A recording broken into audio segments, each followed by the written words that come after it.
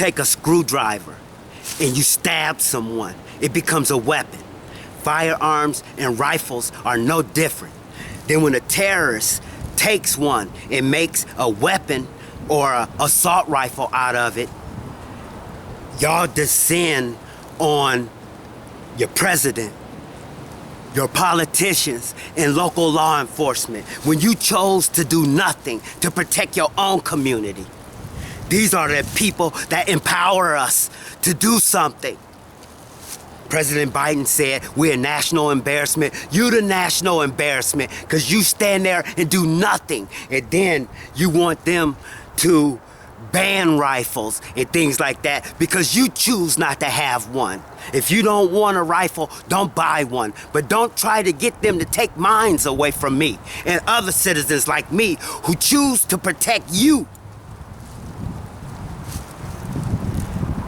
That police officer in Uvalde, she was being honest. If her child was in there, then she would have entered the building. Police are human beings just like us. They feel fear, just like y'all. They feel fear. Then you had parents that showed up empty-handed, demanding the police go in there and lose their lives for your children because you too coward to protect your own communities. Then you come and you blame the presidents, you blame politicians, and you blame local law enforcement for doing the job you're supposed to be doing. Nothing hurts me more than watching a coward blame somebody else for a job they supposed to be doing. If you a non-felonious citizen of America, then they empower you to do something about it. It's easy to blame somebody else for a job you're not doing. Because you refuse to do your job as an American citizen, you feel it's right that everybody else lose their jobs. I don't know how y'all can live with yourselves as an American citizen and refuse to do anything to stop American terrorists. They preying on our elderly. They killing our children. Nowadays, you have something called a soft target in fight or flight. I'm from the 80s. Those words don't compute to me. They are soft targets because y'all make them that way with all of these policies that take away students' abilities to protect themselves. If a college student has a CPL, then he or she should have the right to have their firearm or their rifles on campus with them. They can defend themselves, at least hold the guy off until proper authorities get there. School teachers, y'all don't want school teachers to have firearms to protect their children. So you tell them to fight an assault rifle. I'm from 1980s, Joy Road, Wyoming. When you assaulted one of us, you assaulted all of us. As soon as shots fired are heard, we, the people, should form a perfect union, descend on these terrorists, and take them out, nullify them. Y'all don't like how police handling these terrorists when they get taken alive. They have something called a police response time. That's usually 5 to 10 minutes. That's enough time for us, the citizens, to get in there and nullify this guy.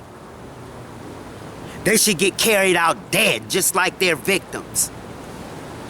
In upstate New York, I saw the family's pain in the courtrooms when they brought that psychotic terrorist in there. I saw the hurt and pain in the families. But where was the community? He should never came out of there alive. He should have came out of there dead.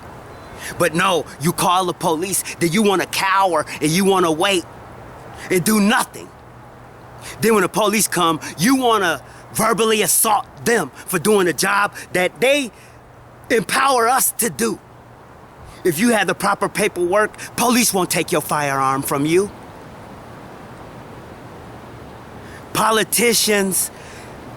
presidents and everything else want us to have these firearms and rifles. That's why they won't ban them. Assault rifle, that's terminology you made. If you don't want a rifle, that's fine. But don't take away mine and citizens like me who prepared to do battle. When the United States, Navy, Army, Air Force, Marines get killed, they tell the family he died for his country. I used to have a problem with that. Now I understand it fully. Dying for your community is an honorable death. These are cries for help.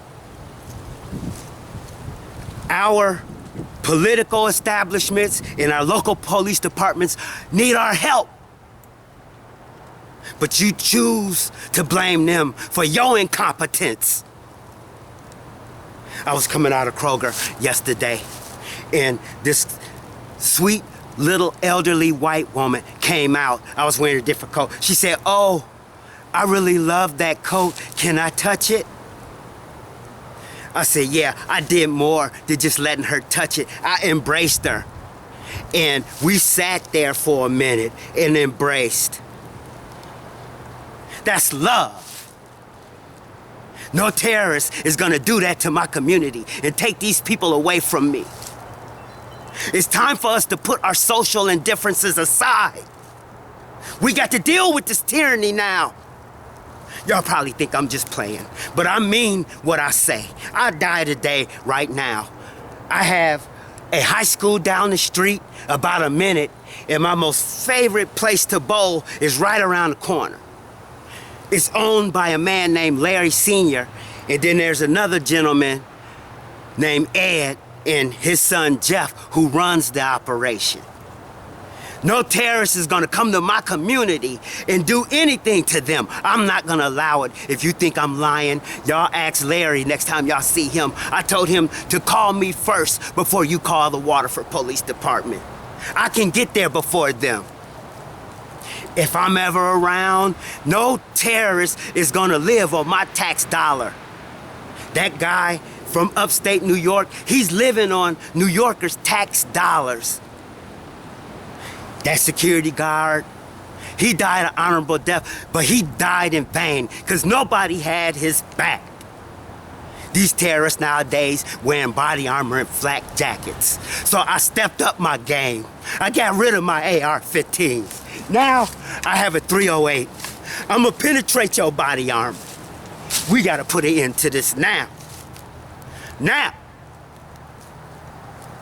It's easy to blame the president. It's easy to blame your politicians. It's easy to blame your local law enforcement for doing a job that you're supposed to be doing. Y'all some cowards. Y'all some jellybacks.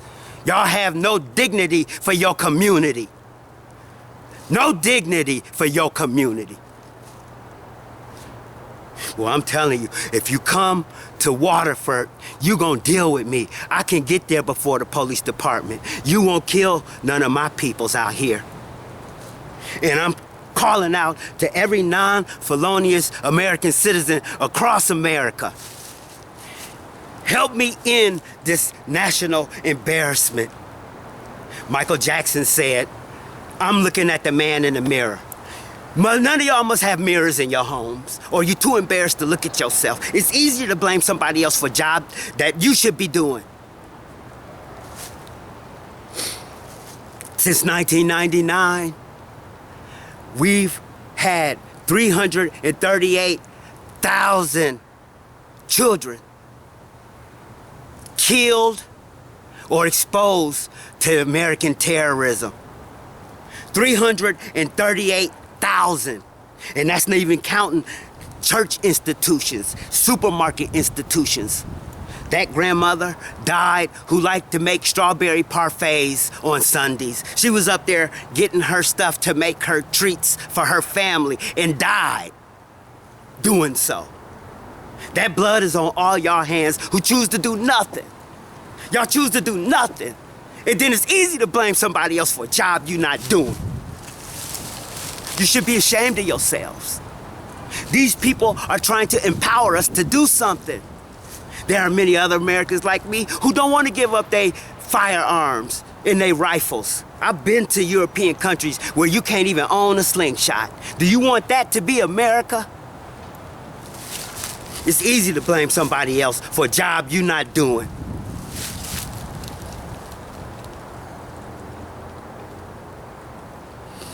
You don't like what I'm saying? Kiss my black ass. Because you're the problem. You're not trying to do anything to protect your community. Nothing. It's easy to cower and be a jellyback and then blame those who do care about you. Police shouldn't have to die in the line of duty doing what we as a community should be doing. All across America, there's communities all across America. You could think of it as a hand. 4 fingers and a thumb. When you bring those digits together, you make a fist. America should be a fist. We can knock out terrorism. Y'all empower them because they know nobody's not gonna do anything. They're gonna call the police and cower and hide and wait till the shooting's over, then come out. Then ask the police, why'd you take him alive? Why?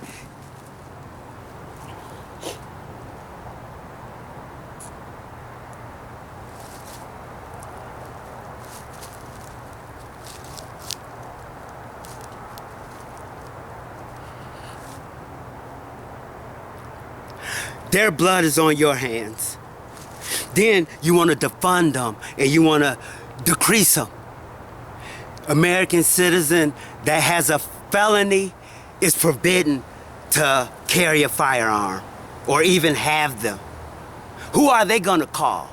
They can't call you because y'all not gonna do anything about nothing. They need police because you're not gonna do anything to protect those who don't have the right to bear arms. We can put an end to American terrorism. Us as a community. Our leaders, our local law enforcement, they're calling on us now. They're playing for action. We can end this national embarrassment. Each and every one of us can. When I was in middle school, I had access to firearms. When I was in McKenzie High School, I carried a firearm all 4 years because bullies back in the 80s wasn't somebody you could take a baseball bat to or a pair of nunchucks. These people had knives and guns. That's the community I grew up in. That MSU shooter who killed all those kids up there at MSU, who were made soft targets by policies y'all asked for because now they can't have their stuff with them, so now they get shot. That's your problem. You created.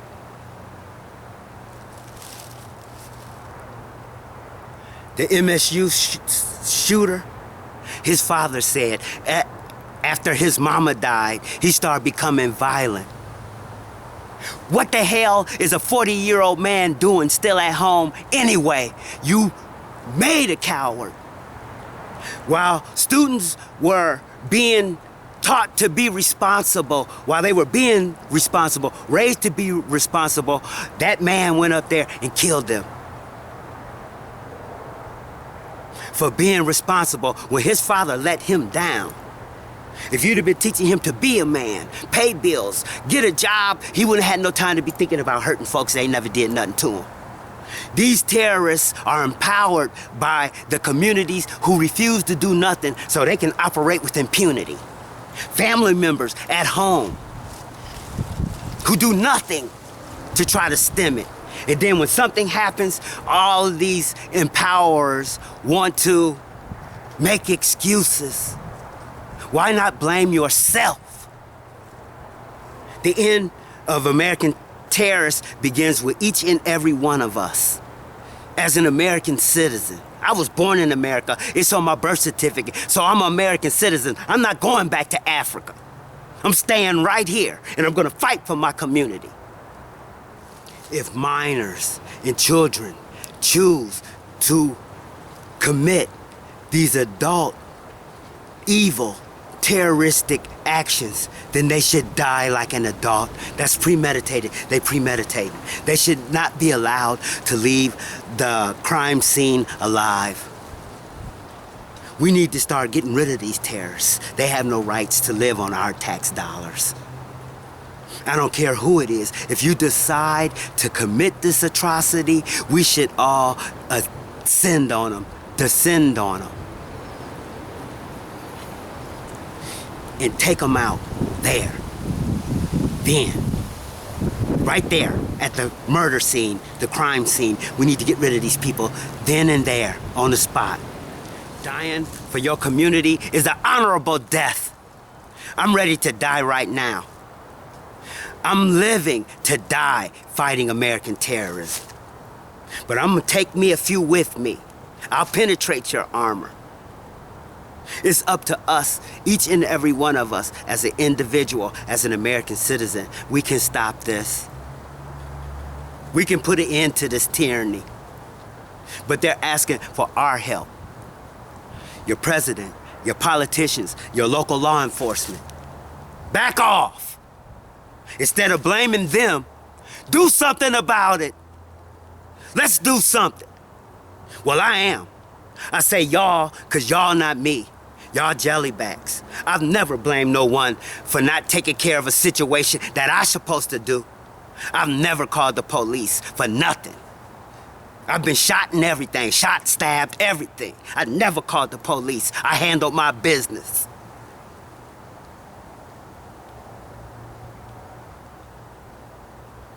Do something. Let's do something as a community. Let's stop this. Stop blaming others. It's up to each and every one of us. I'm prepared to die today. I have a high school right down the street. Before you touch them kids down there, you gonna see me first. And everybody might not be a fighter like I had to come up, but I'll tell you this much. You can sit back and be quiet and stop trying to get them to take away firearms and rifles from people who are willing to protect you. You should be ashamed of yourselves. You creating soft targets and national embarrassments while these people are operating, killing our children, our senior citizens, people we love. These are the people who need us most. Change some of these policies. Governor Gretchen Whitmer, I'm asking you to please open back up Norville that John Engler closed years ago. Mental institutions all across this country, please open them back up. There are people who need them. The Obama-era Medicaid took care of opioid addiction. All of the methadone clinics have been closed nationwide. Fentanyl is killing our people. Families are being affected all across this country by opioid epidemics and fentanyl. I'm asking y'all, governors, to please to get together and, by way of Medicaid, get all these institutions back in operation. Y'all can't fix everything. And I know it's hard for you to do the jobs we voted y'all in to do. Healthcare, infrastructure, national debt. It's hard for y'all to do that jobs. It's hard for y'all to do it. I know it is, because y'all too busy having to shove a pacifier up citizens' asses who too afraid to take care of things theirself.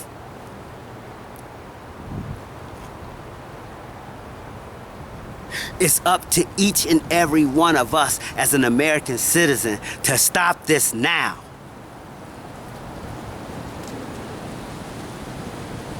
Be ready and willing to die for your community. If you're afraid of a firearm, then